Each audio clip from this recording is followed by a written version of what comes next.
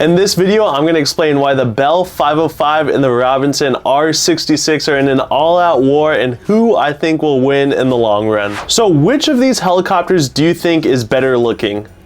If you said the one on the right, I agree with you. You know, sure, there's going to be helicopters that are faster, that can fly higher, that can carry more people, that have more power, that look cooler, maybe. But for what they're trying to target, these two are the best helicopters on the market. And of course, I'll give a shout out to the predecessors. The Robinson R44 came before the R66 and led the way, and the Bell 206 kind of led the way for the Bell 505. But without getting into that too much, when you are going to compare two helicopters, you have to start with performance. And I'm going to totally butcher this title, but the Bell has a Safran Aris 2R turbine engine, and the Robinson R66 engine is a little bit easier to say. It has a Rolls-Royce 300 engine. Now, both engines are turbine engines. Okay, so with the Bell 505's engine, it produces a maximum of 505 SHP, or shaft horsepower. You can kind of see where they get the 505 from. So it produces 505 shaft horsepower for its takeoff rating. So it can't maintain that. It can maintain actually 459 shaft horsepower for continuous flight. But let's compare that to the Robinson R66, which has that Rolls-Royce 300 engine. That engine has a maximum of 300 shaft horsepower, but it is derated, and all a deration is, it can produce this much power, but we're gonna limit ourselves to less than that. The reason they do that is it just protects the engine and gives you a longer lifespan. It is derated to 270 shaft horsepower for its maximum takeoff power, and 224 shaft horsepower for its maximum continuous power. So you say, that's it, Devin, right there. The Bell 505 is better. It's got way more power. And I would say, kinda, but let's dive deeper. So the Bell 505 has a basic empty weight, and what a basic empty weight is, the empty weight of the aircraft with no passengers, no fuel, no cargo, basically just how much the helicopter weighs by itself. And the 505 weighs 2,180 pounds. On the other hand, the Robinson R66 weighs 1,290 pounds at that basic empty weight. So the next question is, if we throw as much stuff inside the helicopter as possible, what is the maximum takeoff weight? And if you're just gonna throw stuff inside the helicopter, the maximum internal weight for the Bell 505 is 3,680 pounds. Or for the R66, it is 2,700 pounds. And again, you're like, Devin, case closed. The Bell 505 is definitely the winner. And I say yes, but we can dive deeper. One of the greatest things about helicopters is you can load them up inside, but you can also attach things to the bottom. You can attach them via a cargo hook. Both helicopters do have a cargo hook. On the bottom of the helicopter, there's a little hook, and you attach a cable to that, and you can carry things off of a line. This is called long lining. And the Bell 505's, its cargo hook capacity is 2,295 pounds. But nonetheless, the R66's hook can only carry 1,200 pounds. Devin, case closed, it's over. The Bell 505, it's better. Yes, but we can dig deeper. Yes, you've got all this weight stuff, and that's important, but what are the actual operating characteristics? Like, where can this helicopter hover? And when we talk about hovering calculations, there's two types. We have what's called in-ground effect hovering and out-of-ground effect hovering. In-ground effect hovering is when you are hovering very close to the surface, when you are within one rotor diameter. So let's say the rotor diameter of your helicopter is 25 feet. When you are hovering within 25 feet to the surface, you are in-ground effect. And what it's doing is it's increasing the efficiency of the helicopter because the airflow is being dissipated. Conversely, you have out-of-ground effect hovering, and this is when you are more than one rotor diameter above the surface and your airflow is not being dissipated, and it can fully circle, and it's just a less efficient way to hover. So for the Bell 505, at the international standard atmosphere plus 30 degrees at the maximum takeoff weight of 3,680 pounds, you could perform an in-ground effect hover at 6,650 feet or an out-of-ground effect hover at 1,620 feet, but anything higher in the helicopter would not have the performance to hover. At the R66, at its maximum takeoff weight of 2,700 pounds, and again at the international standard atmosphere temperature plus 30 degrees Celsius, the in-ground effect hover is 6,000 feet, and the out-of-ground effect hover is 3,000 to 4,000 feet. Okay, so we do have a slight deviation here. Out-of-ground effect hovering, the Robinson R66 technically does better on paper. And you have to keep in mind, these are all the paper numbers. When you actually get out there in the field with your helicopter, things are not gonna actually work out as they would on paper. Another really important performance metric that we have to look at is how high can they fly? And when we look at these numbers, they're gonna like surprise you, but they're not necessarily talking about this distance off of the ground. When you get into those really hot summer days when the air density is really low, it's really important to have better performance and have that high altitude performance, even if you're not that high. But technically, the Bell 505 can fly up to 20,000 feet, and the R66 can fly up to 14,000 feet. The vast majority of helicopter operations will never be conducted that high. Helicopter pilots don't really like to fly that high. That's not where we're useful. We're really useful down low by the ground, and that's where we get our things done. But you want that performance on a really hot summer day. Another metric that we have to talk about is how fast they can climb. And there's charts and calculations for this, but both of them can technically climb over 1,000 feet per minute, and that's what's published. 1,000 foot per minute climb rate in a helicopter is like, that's good, don't get me wrong, but like that's kind of what you'd expect. But if you're like really fully loaded and maxed out, you're probably not going to get that, but they both can climb fairly well. Okay, so have you made up your mind? I haven't yet. It does look like the Bell 505 has better performance, but we have a couple more performance metrics that we have to talk about. Okay, so the maximum range for the Bell 505 is anywhere from about 300 to 355 nautical miles, and it's the same for the R66. They can pretty much go the same distance. But with that, let's talk about how fast they can fly. At the maximum gross weight, so when the helicopter is totally loaded out, the Bell 505 can fly at approximately 125 knots, which is about 144 miles per hour. And in a helicopter, that's pretty quick, that's pretty good. Sure, some helicopters can go much faster, but for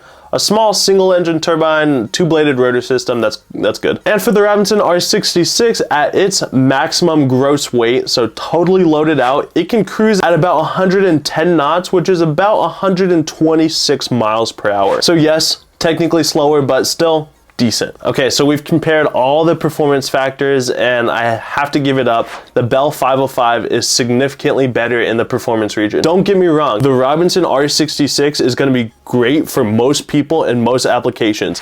And if you look at it by itself, you're going to have everything you need. But when you compare it to the Bell 505, the 505 definitely wins. And think about it, 505 shaft horsepower versus 300, and then that's even further derated. Of course the 505 is going to win. So now that we have a decisive performance winner, we can kind of get into more of the fun categories, which are like the objective style categories. So let's run through some of the details. The Robinson R66 and the Bell 505, like I said, have one pilot seat and then 4 passenger seats. The Bell 505 has a center cyclic stick versus the Robinson R66 has that T-bar style cyclic. The Bell 505 is 42.5 feet long, and the Robinson R66 is 38 feet long. The 505 is 10.5 feet tall, and the Robinson R66 is 11.5 feet tall. Now this is kind of weird to me because I have seen both the 505 and the R66 in person, and when you look at pictures of them, you'd assume the 505 is taller. In my head, I think it is taller, but according to the numbers, the Robinson R66 is a little bit taller. Okay, let's jump inside the aircraft, and I'm just going to talk about myself for a little bit.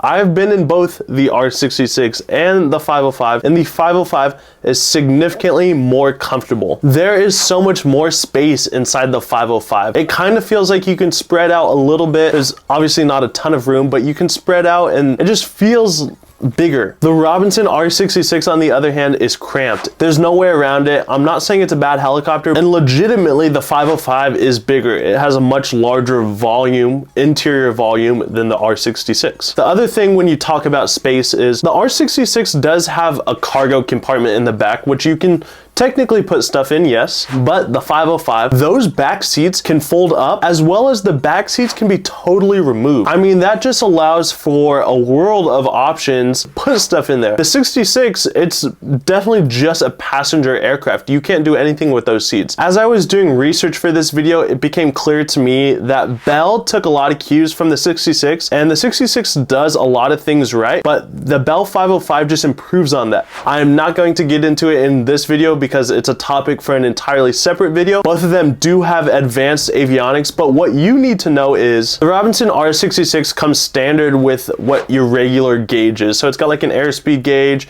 your engine parameter gauges, just like what you would expect a helicopter to have. And it's got a manual ignition, so you push in the mixture, you start it up, you control the startup process yourself. Conversely, the Bell 505 has what is called a FADEC. FADEC stands for Full Authority Digital Engine Control. And basically what you need to know about it is a computer that runs everything. So it will run the whole startup sequence by itself, and it will run the engine by itself, and it will adjust the mixture to get the best performance for your aircraft. An aircraft FADEC is basically what all cars have. Do you control the mixture on your engine in your car? No. Do you control the startup sequence for your car? No. Every single car basically has a FADEC. One thing you need to know is if that FADEC fails, your engine pretty much fails, but there's redundancies to that, and it can be overridden. You push a button and the engine starts. You don't need to adjust anything in flight. The 505 also doesn't have any of those regular gauges. It doesn't have an airspeed gauge or an engine parameter gauge. It has two LCD panels that project all the information that you need. Also sometimes known as a glass cockpit because they are glass screens. The R66 has the option to have plenty of glass as well. If you want that big Garmin G1000, you can have that installed. If you want a little smaller unit, or if you want like a Garmin 430, you can get whatever you want installed. So once again, the Bell won the performance category. I think they win the design category. I think the interior of the aircraft, you just can't compete. The Robinson can't compete with the size that the Bell has. That FADEC is pretty cool, but you could argue that the R66, its manual engine control, that's a good system as well. The final thing that the Robinson does have going for it, actually there's two things that it has going for it, but because Robinson is such a massive manufacturer and such a big organization, they have Robinson service centers all over the country, and the R66 is a very popular helicopter, and mechanics have been working on it for years now, and there's lots of parts for them. If you were looking for an aircraft that would be easier to service, the R66 would win. You can just find a mechanic easier and you can get parts easier, and for some operators and some organizations, that is going to be entirely worth it. You know, if you are flying these helicopters all day, every day, and it's really important for you to have that helicopter up and going, and when something breaks, for it to get fixed as soon as possible, the R66 I think is definitely going to be better than the 505. And the final thing that everything always comes down to is cost. And of course with aviation, there's never going to be just one clear answer, kind of like buying a car, but a new R66 costs about $900,000. And a new 505, this one was a little bit less easy to find, is about 1.5 million. So we're talking about nearly a $600,000 difference. Now if you buy used, both those numbers are going to drop, but 900 versus 1.5. And so yeah, the 505 is significantly more, and I can't tell you whether or not that extra money is worth it, but let's say like you're a tour operator, the maintenance thing, if you're flying these helicopters all day, it may make sense to have that R66 so you can get it serviced easier and quicker. But on the same note, if you're a tour operator, you tour guests are probably going to be more comfortable in the 505. If you're a flight school and you're looking for a turbine transition aircraft, if someone starts in the Robinson R22 and then upgrades to the R44, that's a very easy jump. To go from the 44 to the 66 is also a very easy jump. Turbine transition, the 66 makes a ton of sense. If you're in the high altitude environment, somewhere like Colorado or Oregon or Montana, on a hot summer day, you're gonna need that performance, that extra 200 shaft horsepower that the 505 has. The 505 is gonna make sense for you. But it comes down to your preferences and your budget. And at the start of this video, I said there is an all-out war between the 505 and the Robinson R66. And if you forced me to give an answer, I would pick the Bell 505. The R66 is incredibly capable, it is cost efficient, it does everything you need it to do. And like I said, if you just looked at the R66 on its own, it is a great helicopter and I would be thrilled to have it. But in comparison to the 505 does things better. I think it looks better. I think it's more practical. It's got more performance. It's sexy. That flight deck is cool. I like the center cyclic. I know some of you are gonna disagree with me. Some of you, however, may agree agree with me. If you had to pick a helicopter, the Bell 505 or the Robinson R66, let me know down in the comments below. Or if you would pick an entirely different aircraft kind of in this category, let me know. Hey, I really appreciate you guys sticking along this far. If you enjoyed the video, I'd really appreciate it if you smash that like button, and I will see you on the next one.